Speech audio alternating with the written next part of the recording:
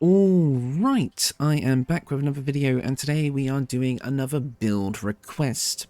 Now this was a bit of an interesting one. It was slightly more loose, I guess you could say. I was asked to build a combination of a Warlock and a Barbarian, which initially you would think, well, those two classes don't really work together. One's a spellcaster and one's a Barbarian. You can't really mix those two together so well. However, I think I found a really interesting item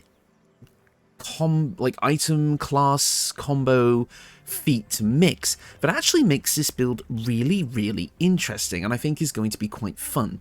So we have a dwarf today, which I don't build very often. I believe my last dwarf build was Mario, if I remember correctly.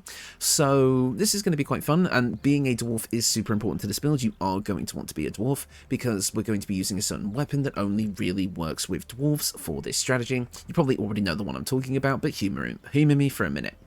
So this is going to be a bit of a strange build overall. It is going to kind of require some weird multiclassing, and I would absolutely recommend basically like respecking stats as you go throughout the game to kind of, decide how you kind of want this character to play, because there's going to be a few different ways to do it, and you're going to be kind of wanting to focus on one stat to start and then respecking again later. So let's get into the build. We're going to be playing as a Barbarian to start, as this is going to give us our weapon and armor proficiencies that we want, and namely unarmored defense, which we are going to be using here.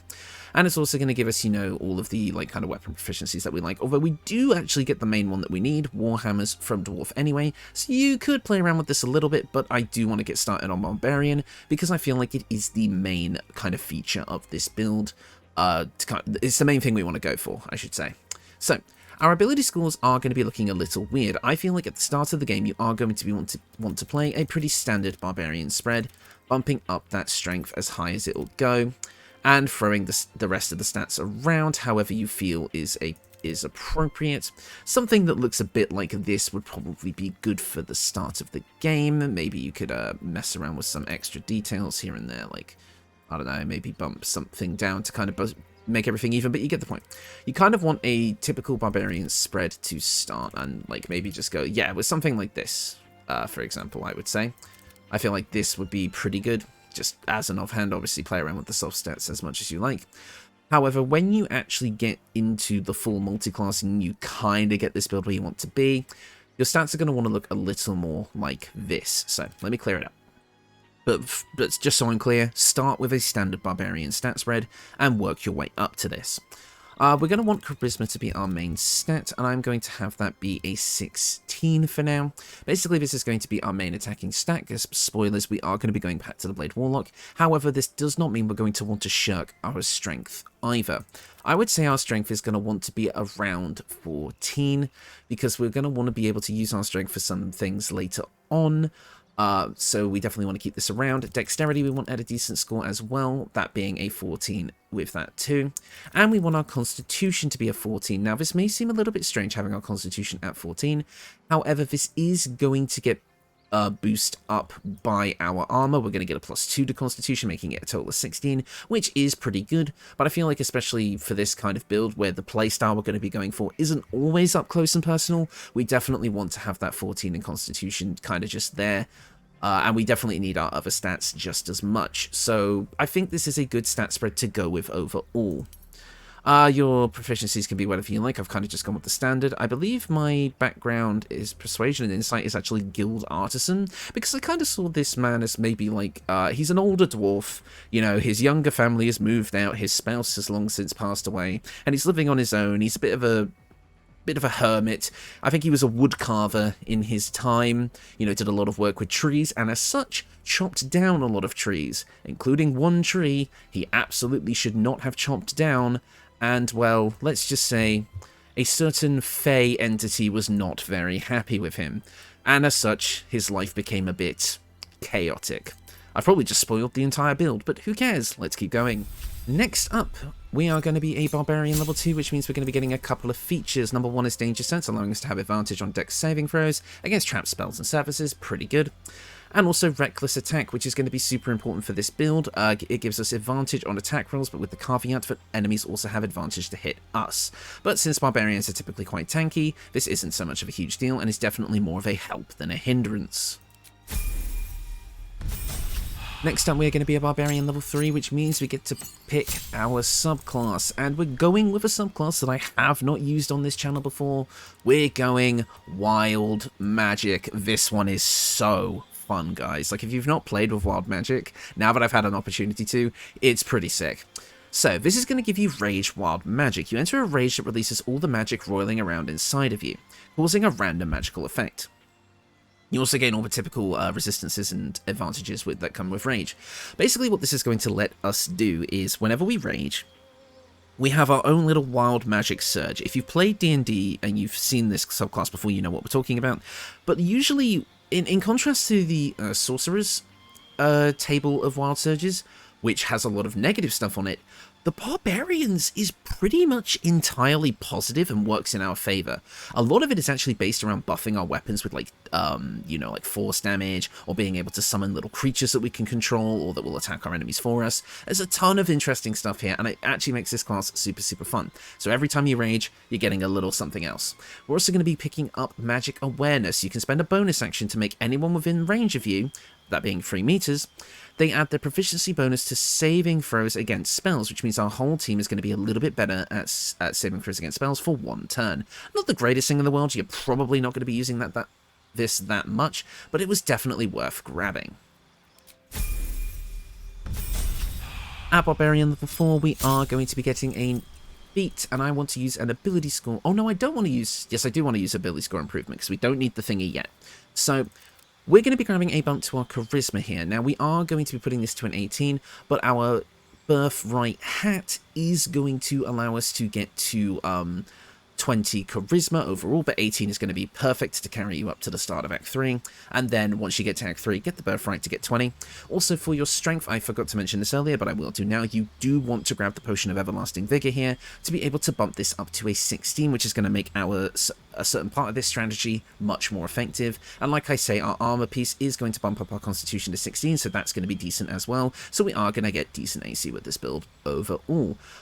Pretty good. This is going to be a pretty good stat spread to have, and again, with the equipment, you'll be able to bump all these numbers up to where they need to be. And you want to go for the ability score improvement first for sure, because the weapon that we're going to be using that is going to require us to get a feat doesn't come up until Act 3 anyway, at which you will be probably a total level where you'll be able to get that feat that we need. I'm being very cryptic right now, but you'll see where I'm going with this. At Barbarian level 5, we're going to be grabbing extra attack, which is something that we super want, obviously, for a melee fighter. But we're also going to be getting fast movement, meaning that as long as we're not wearing heavy armor, we get a bump to our movement speed, which is awesome. That's going to make up for the fact that we are a dwarf and we have little stubby legs. And now that we're at Barbarian level 5, I do want to multi-class now, because extra attack is the main thing we were looking for. Yes, that extra rage charge and some of these other features would be nice to get now, but I do want to get the stuff from our Warlock multi-class much quicker. So let's get into that now. As a Warlock, we're going to get a few things. Now, our cantrips don't really matter as much. We're certainly not going to be an Eldritch Blaster caster, because we're going to be raging most of the time with this build, so it's not something that we really need. So I would just pick up a couple of utility spells like Friends and Mage Hand to be able to use these, when they come up. Now our subclass, again, I've kind of spoiled it, but we are going with the Archfey. This is going to have some really unique interactions with Rage, which we'll get to as we level. So we're going to be grabbing Fairy Fire and Sleep. Again, can't really use them while raging, but maybe if we're not raging, these will come up. But we also get Fey Presence, allowing us to charm or frighten nearby foes with the Feywild's beguiling, disturbing magics. This is a class action, so you can use this while raging. And I can see you getting so angry that all of your enemies get scared of you, so I think this is actually a really cool feature to have on a build like this. I didn't even realize this worked, but yes, you will be surprised how many Warlock things work while raging. We'll get to that as we go. Now, again, we can change up our spells, of course, and I'm going to recommend a couple. Armour of Agathis is going to be a nice extra buff to our HP and our counter-attacking ability, allowing us to gain 5 temporary hit points per spell slot level, and will deal 5 cold damage, which also scales up per spell slot level, to any creature that hits you with a melee attack. Pretty good. but we're also going to be grabbing Hellish Rebuke. Now, this may seem like a weird one, but believe it or not, Hellish Rebuke can be cast while raging. Yeah, probably a bug, but we're going to use it while we have it. So yeah, for some reason, while raging, you can cast Hellish Rebuke as an action, and that makes me think that you might be able to use most reaction-based spells while raging, because perhaps the devs just didn't really take it into consideration, but I haven't tested this yet. I just know Hellish Rebuke works, and so does Armour of Agathis, because it doesn't require concentration, so you will still get the temp HP and the extra cold damage, even while raging. So these two spells work while raging, so we want to pick them up. Next up, at Warlock level 2, we're going to be getting our first Eldritch Invocations, and this is going to be a take what you like situation. Again, we're not building an Eldritch Blast character, so we have a bit more free reign. If you want to be a bit better at social stuff, grab Beguiling Influence. If you want to be a bit better at seeing, grab Devil Sight, which is going to be my personal pick. And I'm also going to be grabbing Beast Speech, just to get speak with animals, because it is a fun thing to have, and, you know, it just opens up more dialogue options. One of the best spells in this game, in my opinion. Speaking of spells, we do get another one, and there's nothing here that really speaks out to me, because I don't believe any of these can work while raging, so I believe we're just going to pick up Armour of Hadar, because why not? I don't know, pick whatever you like. At Warlock level 3, we're going to be getting our Pact Boon, and you already saw this coming. We are going with Pact of the Blade, allowing us to use our Charisma modifier for the attack and damage of our main weapon. And here's the interesting thing that I want to kind of get into, because obviously you become proficient with the weapon, which we already have, but also you cannot drop it or throw it. This is going to be an important thing to take note of, because it's going to kind of make the way we equip this build work a certain way. I'm not speaking very well today, but trust me, I know what I'm talking about. It's going to get a bit confusing for a sec, but I know what I'm talking about. We're also going to be able to grab another spell at this point, and I'm going to recommend grabbing Mirror Image. It doesn't require our concentration, so you can cast this, then rage, and get a massive bump to your AC for a little while. Really, really good. You could take Misty Step at this level, but because we're an Archfey, we're going to be getting a version of this that is going to work better with our overall build, so hold off for now, but Mirror Image will work no problem. At Warlock level 4, we're going to be getting another feat, and at this point we want the dual wielder feat, so that we can dual wield Warhammers. This is going to be super, super important for the build, and it's going to make this, the playstyle that we have, extremely unique and fun. We get to dual wield weapons that aren't light. We gain a +1 bonus to our armor class while dual wielding, but we cannot dual wield heavy weapons. That's fine. Warhammers aren't heavy. We also get another cantrip at this point, and I guess you could just take Eldritch Blast just so it's in your kit, but it is not the focus of this build. We're also going to grab another spell, and I guess for a utility option, there's no reason not to grab Misty Step, just so you can use it outside of combat for the most part, or to get into position before you rage. However, this does cost a bonus action, so that will require 2 turns. However, I do still feel like you might as well pick it up for the utility. And finally, at Warlock level 5, we're going to be getting our Deepened Pact feature, meaning that we, as a Blade Warlock, now can make an extra attack. This extra attack stacks with regular extra attack. Now, there's been multiple differing reports as to whether or not this is a bug or a feature. A lot of people say that Larian, somewhere in a blog post, have stated that this is a feature that they're keeping in the game. However, I have yet to receive proof of this, so don't take my word on it. But for the purposes of this video, we are going to get 2 extra attacks at total level 10, which is awesome. As for our spells, we now get to pick level 3 spells at this point, and it's up to you to pick what you want. I do quite like Grant Flight here, or perhaps even Gaseous Form, just for that little bit of extra maneuverability, but it really doesn't matter. Take whatever you like. Counterspell might also work if it works the same as Hellish Rebuke. Feel free to play around and test things, but take whatever you like. I would just grab something utility-based. And we also do get another Eldritch Invocation at this level. Take whatever you like. Again, it really doesn't matter. I wouldn't take anything that really requires you to do any spell casting, but maybe something like Fiendish Vigor to give you a little bit of temporary HP outside of combat could be useful. Now, at this point, you have a choice.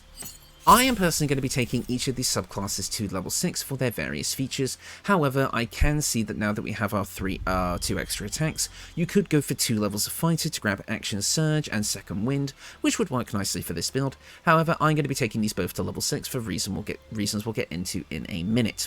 We're going to be starting off with Warlock level 6, meaning we get Misty Escape. Upon taking damage, become invisible. On your next turn, you can cast Misty Step, though this will break your invisibility.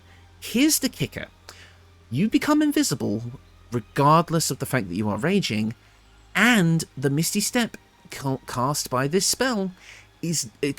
feature is not considered a spell, which means you can cast Misty Step while raging, which is going to work super well for this build's playstyle because it will allow you to get into position depending on whether or not you want to fight at close range or melee or far range. So this is actually a really cool interaction that I was really happy to find just kind of by accident while I was testing this build. So, Misty Escape works with Rage. Pretty good. We also are going to get another spell, and I will take Ground Flight because you never know when it might come in handy. And finally, for our final level, I am just going to be quickly taking a level of Barbarian just to get that extra rage charge, but also a couple of features. We get Bolstering Magic level 1 and 2, meaning that you can recover an ally's level 2 or 1 spell slot. Unfortunately, this is not going to work for us because we've taken enough levels in Warlock to have level 3 spell slots. So unfortunately this will not work for us, and there's no way we can kind of get around that because it's at level 5 that you get the level 3 spell slots, which is where you get the extra attack, which is what we want. But you can still kind of support your allies this way if you have a spellcaster on the team, maybe someone who's casting haste on you, which you definitely want. But we are going to be getting Bolstering Magic Boon. For 10 turns as an action, you or an ally receive a 1d4 bonus to attack rolls and ability checks. You can give yourself Bless for 10 turns, which is pretty cool. I figured it was worth grabbing since I wanted Misty Escape, and putting that extra 1 level into something else might have worked. Maybe Sorcerer, maybe Wizard, something, I don't know. But I feel like just getting that extra rage charge and this Bolstering Magic feature is pretty good. And that is the build. Overall, you're going to have a very tanky build. You're going to be able to absorb lots of damage, but also gain a ton of interesting buffs out of your wild magic and various archfey abilities, allowing you to maneuver around the battlefield quite easily and get the drop on your enemies. But what's the point of being able to run around, to teleport around the battlefield? Don't you just want to be up close and personal all the time? Well, my dear viewer, let me explain. So as you can see, I've just bound the weapon in my main hand, and we're going to get into the weapons first. This is the Charge Bound Warhammer. This hammer's magical powers only function if it is bound to an Eldritch Knight or is a Warlock's packed weapon. As you can see, it is now a +2 weapon because it is a +1 weapon by default, but with this buff, it stacks up to a +2. Also, my phone just went off, hopefully you guys didn't hear that. But also, with this, you also gain an extra 1d6 of lightning damage. So it goes from being a +1 weapon to a +2 weapon. You gain extra lightning damage, which is going to synergize with some equipment I'm going to show off in a minute. But the thing is, right, why do I care about this? It still means that we're going to be an up-close fighter, so why are we gone to all this trouble to get teleporting magic? Well, this is why we took the dual wielder feat to put the Dwarven Thrower in our offhand. As I said, this is a dual-wielding Warhammer build. But here's the thing. I know what you're thinking. But when you bind Packed Weapon, you can't throw it. Here's the thing. It only binds your main hand weapon. So now you have 2 playstyles. One of which is running in, guns blazing, with your Warhammer infused with lightning damage, and the other is being able to teleport away to get somewhere safe and then throw at range. And here's the cool thing. If you throw the Dwarven Thrower, it counts as an extra attack for both the regular extra attack and the packed weapon extra attack, meaning you can throw 3 times per turn as long as you have your bound weapon in the main hand. And because this is a special weapon that has the homing weapon feature, meaning that it returns to you when thrown and deals an extra 1d8 bludgeoning damage, even more so if the target is large or bigger. This is super powerful, meaning you have 2 super fun, really interesting playstyles to work with this character, either up close and personal dual wielding damage, or further back throwing from a distance, doing a ton of damage that way. It is super, super fun that this little combo exists, and it's awesome. Obviously, if you have the potion... Now, this is where the problem of having to divide our charisma and our strength came up, because obviously our offhand weapon is not going to use our charisma modifier, which is why you want to have your strength at 14, with a total of 16, with the potion of everlasting vigor, to get at least a decent chunk of damage out of this, but the throwing damage gained from this weapon's extra feature is super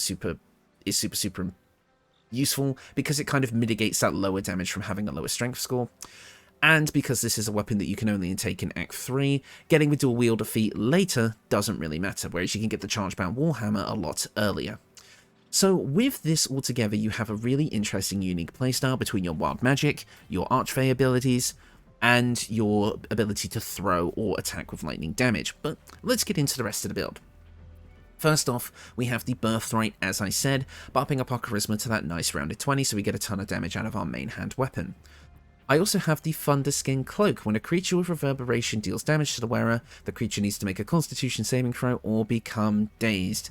This is going to synergize with the Gloves of Belligerent Skies. When the wearer deals thunder, lightning, or radiant damage, you inflict 2 turns of Reverberation, meaning that when we use our Chargebound Warhammer to do lightning damage, we're inflicting 2 turns of Reverberation, and if you don't know what that does, I've used it quite a few times on this channel. The affected entity has a -1 penalty to Strength, Dex, and Constitution saving throws per remaining turn.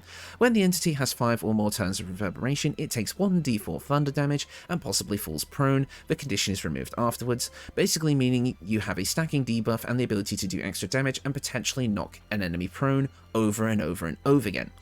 But here's the thing, we also have the Boots of Stormy Clamour, which, when the wearer is inflicted with a condition upon a hostile creature, they also inflict 2 turns of Reverberation.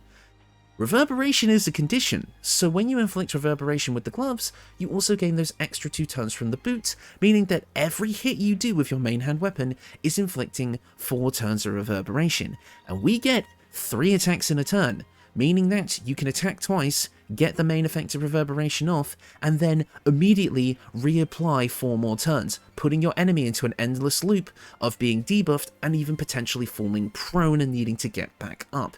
This is a super awesome combo and really feeds into that chaos kind of concept that we're going with here with our wild magic. And again, none of this is taking into the account the potential buffs you can get from wild magic the whole time you're using this.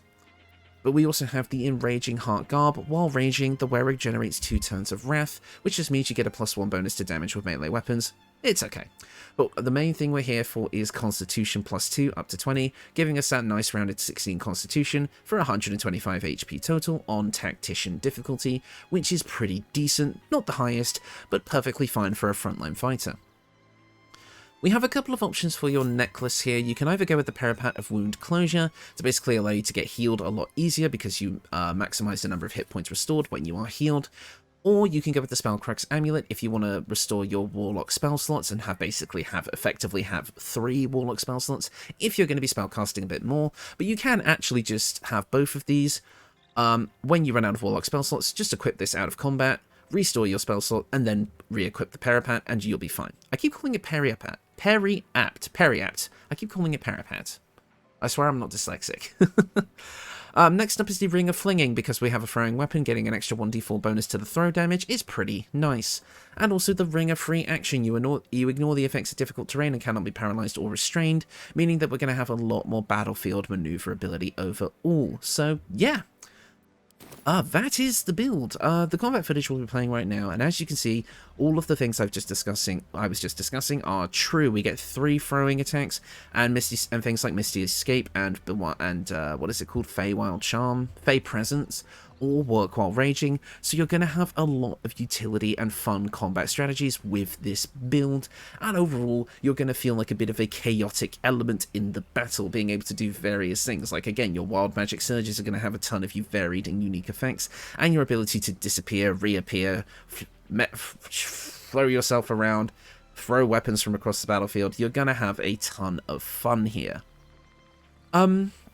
Yeah, I mean, I don't think there's much else for me to say other than some end of video spiel, you know, that you're all used to by now. First of all, this I haven't recorded in a couple of days. My past 2 videos were kind of part of a backlog of recordings I got done. And by the way, thank you for the huge amount of support on those past 2 videos, namely the Predator video, which I recorded with my friend Private Noodles. You guys were super awesome about that. I know it wasn't quite like my most polished video ever. We kind of stumbled over each other a lot, but it's because we were both kind of new to this, but we just wanted to do it for a laugh, and I wanted to have him back on the channel because, you know, he's my best friend. We've been doing this for a while, and this channel wouldn't even exist without him, as I stated in the build, so I wanted to bring him in here, and we had a ton of fun, and we got super close with that. We were really impressed that we were able to build, like, a character that looked that much like the Predator, so it was really fun. Also, the Kirito video has gotten a lot of positive response, more so than I would have thought, because I wasn't sure how people were going to feel about me building an anime character like that, but it seems that it's gone down pretty smoothly. So much so, in fact, that people are requesting that I make an Armour build to go with it. So that will be happening probably sometime this week, as it is now quite a popular request, and I would quite like to round that out, so stay tuned for that. Also, a number of people kind of mistook the Kirito, because if you haven't seen my community posts that I do on the channel, I do sometimes post teasers for upcoming videos there, and I did post a teaser for the Kirito video, and quite a few people thought it was a Witcher build. So I'm going to have to rectify that. You will see a Witcher build on the channel soon, so upcoming videos are going to be, I believe we've got a couple of more build requests, a Witcher build, an Asuna build, and then this weekend is going to be my Moradin deity build, so look forward to that. I do believe that is everything I've got to say. I can't think if there's anything else I need to say, so I think I'm just going to move on with it. I hope you've enjoyed this build today, and I will see you all next time.